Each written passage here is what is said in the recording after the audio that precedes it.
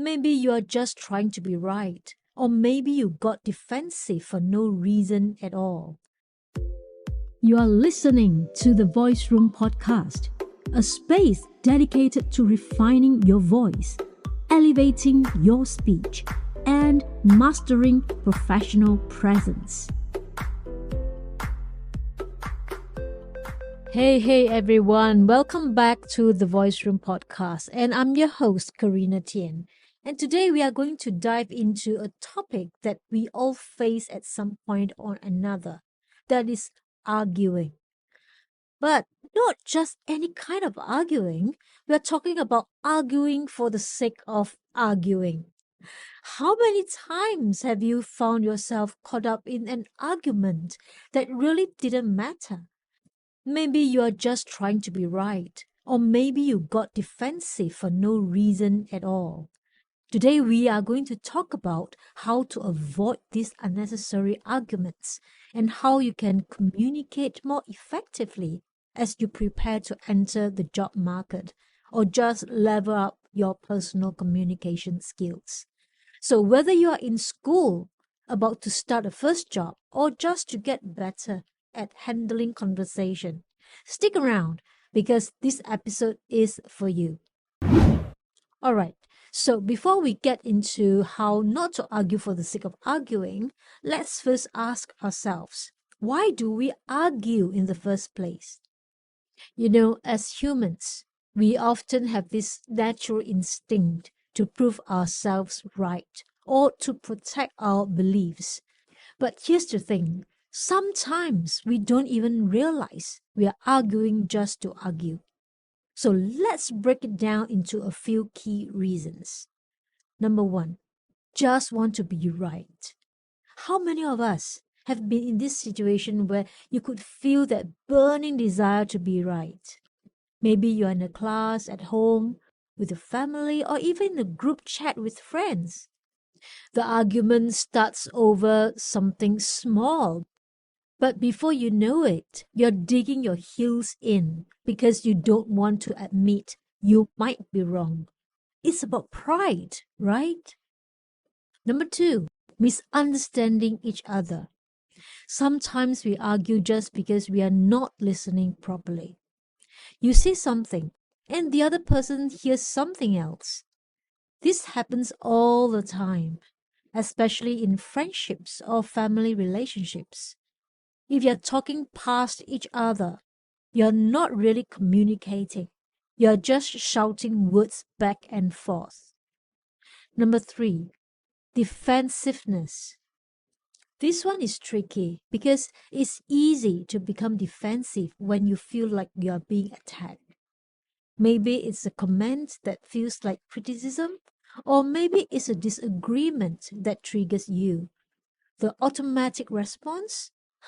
Argue back. But honestly, this rarely solves anything. It just adds fuel to the fire. But here's the big question we need to ask. Do you want to win an argument? Or do you want to keep the conversation respectful and productive? Hey, your voice is your power, and you can train it. Join me in the Voice Room Masterclass 2026, a live guided program to help you refine your tone, clarity, and confidence. The next intake starts in June, so visit thevoiceroom.com/masterclass to save your spot. Now, back to the show. You see, when we focus on winning, we end up ignoring the actual issue. Okay, we have established that arguing can be natural, but what happens when we do it unnecessarily? How does it affect us? And more importantly, how does it affect our communication skills, especially as we enter the job market? The likely impact can be, number one, damaged relationships. Whether it's with your friends, classmates, or even future co-workers, unnecessary arguing can strain relationships. Think about it. If you're constantly getting into debates with friends over trivial matters, they may start to avoid conversations with you. Same goes for the workplace. If you're always nitpicking or unnecessarily arguing with colleagues and managers, you risk coming across as difficult to work with. And guess what? In your career, being easy to work with is just as important as being good at your work. Number 2, it can make you feel unprofessional.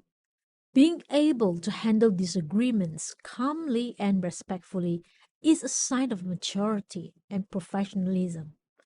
Imagine being in an interview or in a meeting and you start arguing about something small. You might think you are showing how knowledgeable you are, but instead you are showing a lack of emotional intelligence. What about wasting people's time and energy? And even your time and energy? Well, let's be real. How much time have you spent arguing with someone about something that doesn't even matter in the long run? That precious time and energy could have spent learning something new, building a skills, or even having a meaningful conversation. Arguing for the sake of arguing doesn't just waste time. It wastes emotional energy. You leave feeling drained, and so does the other person.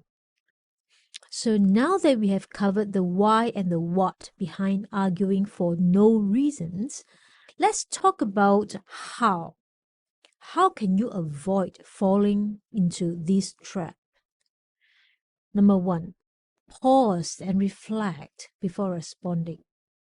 Before you jump into an argument, take a moment to reflect. Ask yourself, is this worth arguing about?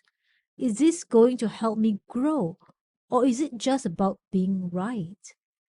Most of the time, the argument isn't about the issue itself, but emotions and ego.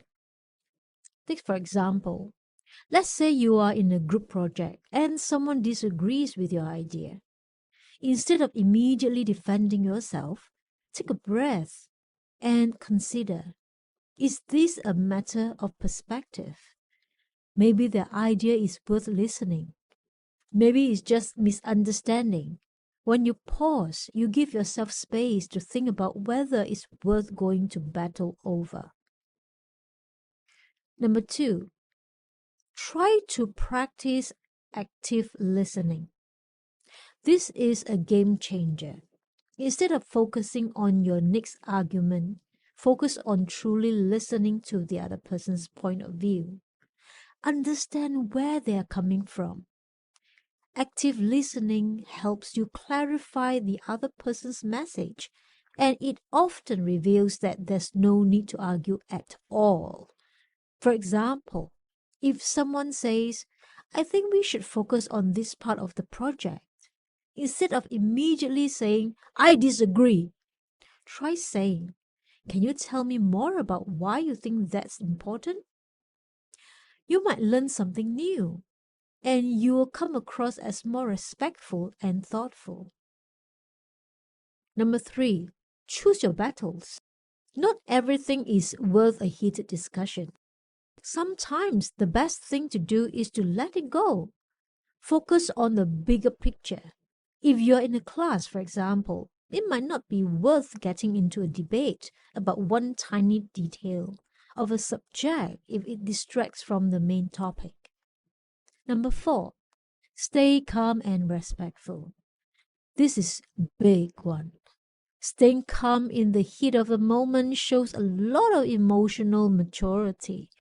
If you disagree with someone, express it respectfully without attacking the other person. Even if you are passionate about a project or a subject, keep your tone neutral and avoid aggressive language. For example, instead of saying that this is a terrible idea, say something like, I see where you're coming from, but I think there might be another perspective to consider. Number 5, agree to disagree. Sometimes the best solution is to agree to disagree.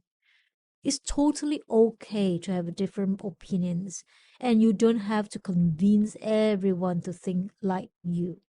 This shows that you are flexible and open-minded. So, to wrap up today's episode, remember, arguments don't always have to escalate. We can avoid unnecessary debates and instead use communication to strengthen our relationship, build trust, and show maturity.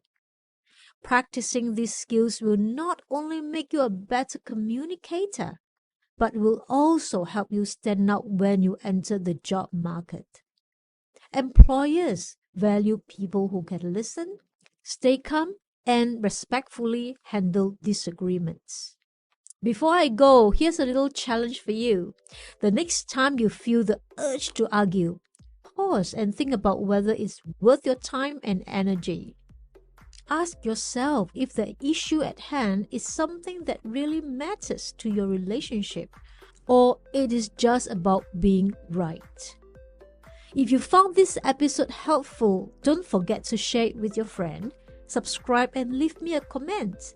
And also remember to follow us on Instagram at The Voice Room or LinkedIn at Karina Tien for more communication tips.